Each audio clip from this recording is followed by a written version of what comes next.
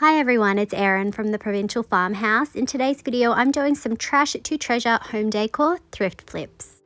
For my first project, I'm going to be working on this little storage box that I thrifted for about $4. I loved the shape, I loved the size, but obviously we need to give it a bit of a refresh. My first step is to remove all of the hardware, and I'm going to put each of those little screws into a Ziploc bag. Now I was also going to try and remove the leather style strap from around the edges, but it started to break when I tried to remove it, so I decided to just leave it on there and that we would just keep it simple, keep it plain rather than to wreck it. I then went in and taped off the inside lining with some tape and some newspaper, and then I took it outside and I gave it 2 coats of some White Knight flat white spray paint. Now I definitely could have used my Paint Couture 2-in-1 primer, but this was a lot quicker and a lot easier for me to be able to do this, especially in amongst the faux leather straps that are around the edge. When the 2 coats of paint were dry, I took out Paint Couture's Buttercream chalk paint, and I am going to be applying 2 coats of this over the entire outside of the box. Now, I don't mind if there are a few areas where some of that lighter white is peeking through. In fact, that will add to the vintage feel that I'm going for. But I definitely wanted to do cream to have that warmer tone for today's project. Unfortunately, I did not have a cream spray paint, so we are using the chalk paint today. Plus, I also really do love the texture of chalk paint as well.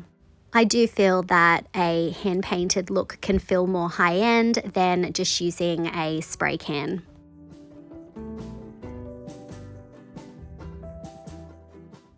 Once my 2 coats of paint were dry, I took out IOD's new Ephemeral type stamp. This was from their summer release in 2024, and it is an absolutely gorgeous design. Here I'm just working out how much of the stamp is actually going to fit on my project. I really love the sort of cursive script style here, so I'm just going to ink it up with IOD's permanent black ink. I'm going to wipe off any of the areas that I think are going to overlap with that faux leather strap around the bottom. I want to keep that clean, and then I'm going to flip it over, position it in the center and press down. I always have one hand holding the stamp in place while the other moves around and applies pressure. I'm also doing this with the stamp design on the backing as well, so that it doesn't shift and move. I actually really love how this is laid out. Then I lift it straight up. I'm going to ink up the smaller little stamp design there and put that in the bottom right hand corner. And then once I've done that, I'm going to flip the box over and I'm going to add some ink to some of the designs on the left hand side there, and also on some of the same script we just used. Flip it over and then press it down. I'm going to be repeating the same process for each of the sides of our little storage box here. I really love this stamp design. It's a perfect background. It adds interest. It's another beautiful layer that you can add other things on top of. Today we're going to be adding transfers over the top, and I just feel like adding these extra elements just really take projects up a whole nother level. Here I'm just adding in a few separate single stamps, and then I took out my Rose Botanical transfer pack by IOD. I'm just trimming off the excess transfer there, taking off the back, and then I'm going to position it right near the corner because I'm actually going to bend this around the edge of the storage box. I'm then going to use the transfer tool that comes in the pack to rub and burnish the whole design down on one side so that it's stuck down really, really well. And then I'm going to be flipping it over on the other side and pulling the transfer around. These transfers are flexible, and you can see I'm holding it in place while I rub and burnish that side really, really well, really focusing on the edge there to make sure it's all stuck down, going over the whole design. Then I'll pick a corner, start lifting it up, and continue to rub and burnish that transfer down until it's all come away. Then I'll flip it over, repeat the same process here, rubbing as I'm lifting.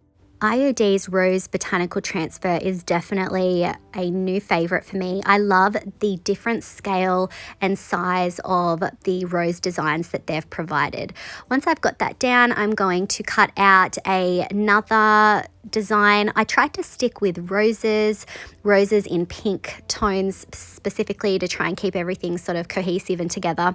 Here I'm just working out how much I'm going to have to trim off from the bottom. The grid lines are definitely a big help with this particular task. I'm then going to peel up the backing, and again we're going to start on one corner, so I flipped it over. I'm going to position that transfer down, burnish that down so that one side is stuck down really, really well, and then I'm able to flip it over on the other side and curve that transfer around. Definitely take your time if you're going to do this. You definitely want to have it press down quite firmly. You don't want to accidentally crack your transfer, which can happen, and often it's not really noticeable anyway. I personally love a vintage look, so I don't always mind if I get those cracks, but I didn't have too many this time. It actually worked out really well. So I'm just going to continue rubbing and burnishing and lifting that up as I go. Now, if you don't have access to transfers but you want to try this project, another option could be decoupage paper. You could find some floral decoupage designs, or perhaps you could come in and use some napkins, decoupage those. Or another option is also to use perhaps some floral stamps, and then you could paint in the colors that you want to use. I was really pleased to have found this box while I was out thrifting. I think it can have so many different uses, and I truly believe that it was probably meant for a child's room with that fun positive message and the animals on it. But here, as you can see, with just some paint, some stamps and some transfers, now it's something I think a lot more sophisticated. I could see it being used to store perhaps even seeds. So it could be perfect for a gardener. Lots and lots of uses for a piece like this.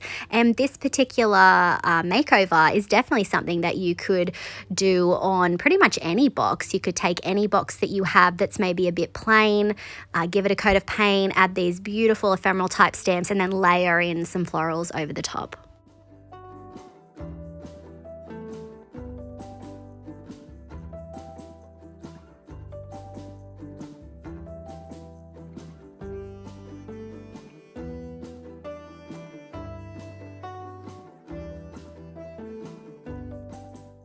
Once I finished adding the floral transfers around the base of the box, I took the ephemeral type stamp back out again, inked up the same design, and now I'm pressing it on the lid portion of the box now, just like we did for the sides. And then I'm going to take this other transfer from the same pack, and I'm actually going to cut it. Again, the grid lines are a really big help here.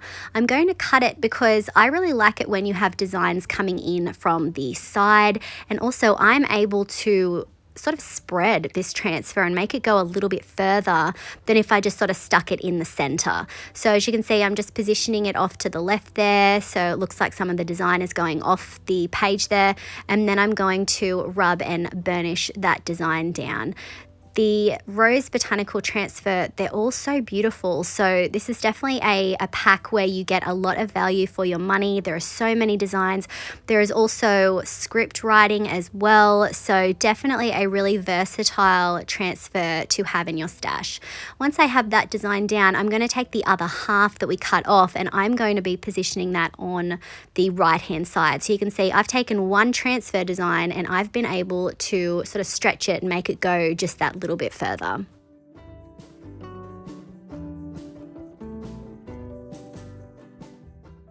Once I have that design on the right side down, I then took some of the script that I trimmed off that same transfer, and we're going to position that down the bottom there. So just again, peeling off the backing, positioning where I want it to go, and then I'm going to rub and burnish it.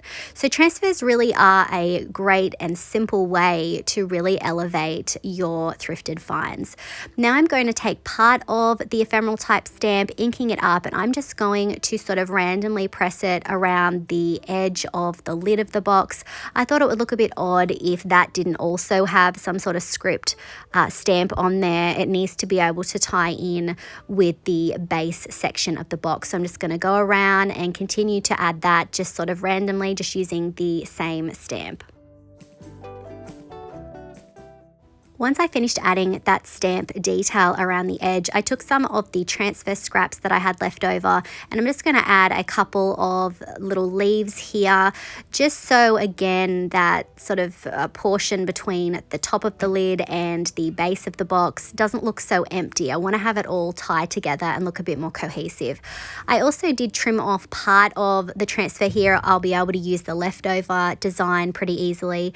I'm going to cut that apart and use a couple of those bits on the lid of the box there as well. This is the front part of the lid of the box, so I felt like it was okay to just have these elements there and on the sides as well, but I didn't add any extra to the back. Once I was finished, I took out Paint Couture's Extreme Guard in Gloss, and I'm going to apply 2 even coats over the entire box. We're going to seal those transfers in, seal that paint, and it's also going to give the project a nice little bit of shine. Now, when this was dry, I definitely could have come in with a glaze, or I could have come in with a wax, but I decided to keep this project pretty simple. We've got a lot going on with the type stamp and the transfers, so I thought simple was best for this project. When the clear coat was dry, I took out the lining that I'd taped in, and then I went along with a little bit of Gorilla Super Glue gel and just added a little bit of that around the top. I noticed that that faux leather strap was coming away a little bit, and then when that was dry, I went in and started adding the hardware back in, and I think it was definitely the right choice to not add any glaze or anything. The handles still give this project a vintage sort of a feel, but I do love the bright white and the beautiful transfers. I think they just stand out so much nicer than if I was to come in and start to grunge it up. But let me know in the comments if you think I should have come in with some sort of an antiquing glaze. And here's a look at our floral storage box.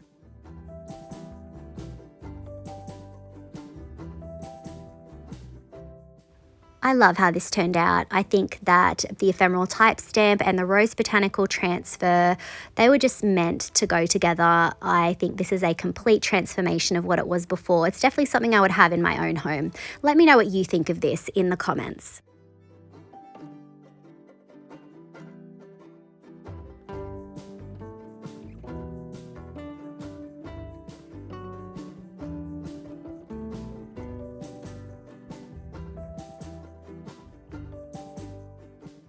For my next project, I'm going to be working on this lovely simple clock. I actually love the way that it looks. I love the black.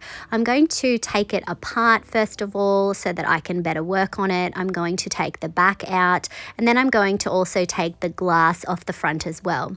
I'm going to be using IOD's new Etiquettes Gilded Transfer. I'm going to cut out this lovely trim design here, and I'm going to be positioning it around the outside of the clock. As I said, I love the black. I love how gold looks over the top of the black, so we're going straight in with a transfer. My surface is obviously clean and free from debris, and I'm just going to rub and burnish the gilded transfer onto the surface. Now, when you're using the gilded transfers, you really want to focus the pressure as you're rubbing on the design itself and not sort of rubbing over the whole thing. And you also want to make sure that you're being a little bit more gentle than with another transfer, and you don't want to lift it up too much or too quickly, because sometimes that gilding isn't all the way down and it can shift and it can move. I've had that happen to me a few times because I was going too fast. I was a bit impatient, and I'm usually able to fix that up. Or the beauty of these designs are that they're made to look like old gilding. So honestly, you're not really going to notice if you make a big mistake like that. Here I'm just cutting in a couple of little dart sort of style cuts there so that I can better manipulate the transfer around the center part of the clock. But I'm sort of repositioning it as I'm going along and rubbing, because obviously this is a curved surface. I've also got a curve that I'm dealing with on the clock edge itself. So it's not going to be perfect, but I'm just sort of subtly moving it as I'm going around to try and keep it somewhat straight and somewhat in the same position. Once I have added that first strip to continue the design, I cut out the other one, and I'm just going to continue to rub and burnish that until I have it meet up with the other side where we started. Next, I want to add some of the gilded design to the clock face. So I'm going to cut out this piece here. I am not going to be using any of the text that they've put in the background of the transfer. I'm going to trim out the person's face in the center because I'm going to position this over the center of the clock, and obviously the clock hands will be there. I'm going to trim that out because I don't want to use that. I can use that another time. And after I have removed the hands of the clock to make transferring it a bit easier, I also decided to trim off some more of the bottom design, and I sort of just kept cutting until I felt like it was balanced enough and looked the way that I wanted. Then I peeled the backing off, positioned it in the center, and again started rubbing, just rubbing in the parts where the transfer design is. And then I'm going to be picking up a corner of the transfer and start gently lifting as I'm rubbing, just to make sure that it's releasing properly. So definitely take your time with these transfers. They are different, but they are so fun to use. Once I've got that design down, I did decide to cut out part of the extra background text that they've included. It just had a date or a year that I thought would look great, and I'm just going to position that in the center there and rub and burnish that down. I won't be sealing the clock face because it's going to be behind glass, but I did take out the rest of the clock and I did seal the outside frame of the clock with a gloss spray sealer. So here I'm just putting the hands back, and then I'm going to put all of the pieces back together. And here's our finished gilded clock.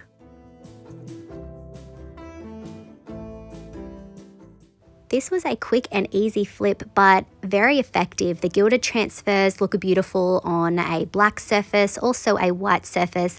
Let me know what you think of this in the comments.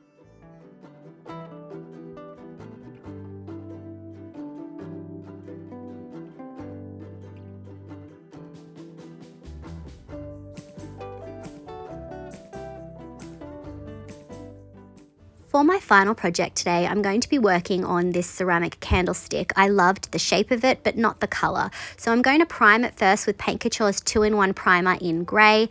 I'm just using gray because that's the one that I have open. And I'm applying it with a makeup sponge so that I don't get any brush strokes. I'm going to apply one coat and let it dry for about an hour. Then I'll come in with my second coat and give that another few hours to dry. Adding the primer to this slick surface is going to prime it for receiving paint and making sure that it's going to stay on there, but it's also going to block the color that it already is from coming through my other layers of paint. Once my 2 coats of primer were completely dry, I took out IOD's Bows molds. This is also from their new release, and I'm going to dust the smaller bow design with cornstarch, and then I'm going to start working my Das air dry clay into that design. And you can see I'm really pushing that clay in, then using my fingers and my thumbs to push out the excess clay. The micro rim on IOD molds definitely makes getting a clean edge a lot easier. Now I'm using clay because I want it to be able to conform to a curved surface, but you could definitely use resin if you want. Just make sure you use it right away or heat it up before you do bend it. I'm then going to flip it over. Gravity is helping me get that casting out. I'm then going to use my Sealy's quickset wood glue on the back, and I'm going to spread that out. I did end up sort of trimming the edges of the ribbon tails so that it fit a bit better on the candlestick, and I'm just going to gently press the casting to the surface of the candlestick, just really molding it to that surface and making sure that it's secure. I am just going to gently press it. I'll get rid of any excess glue with a wet wipe.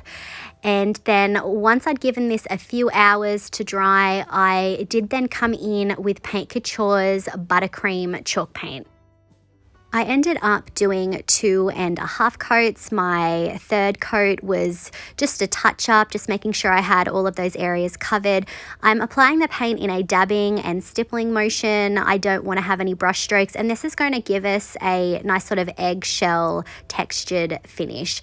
So with this one, there is definitely a lot that I could have done with it, but I decided to keep it simple. That's definitely sort of today's theme, keeping these flips simple, easy to do, and sometimes less really is more, and I really felt like that the candlestick had a really beautiful shape already. I felt that the bow mold just really added to that, but I felt like it was more elegant and really more beautiful to leave it as it is and not to add any glazes or add anything else to it, and just really let the shape of the candlestick and the bow mold be the star to really be the thing that enhances it. I'm then going to be sealing the entire project with Paint Couture's gloss top coat. I ended up doing 2 coats here, and again adding this bit of shine, it just added to the elegance of the piece.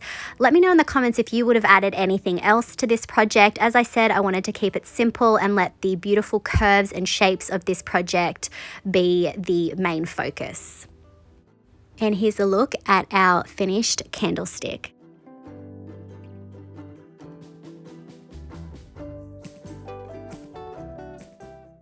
As I said, I kept this very simple, but I think the transformation was definitely effective. Let me know what you think of this in the comment.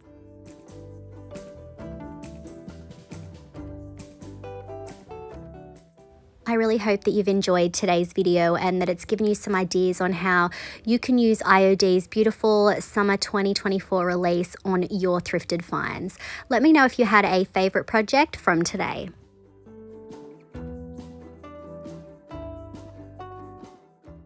If you enjoyed today's video, I would really appreciate it if you would hit that like button, comment, and share it out.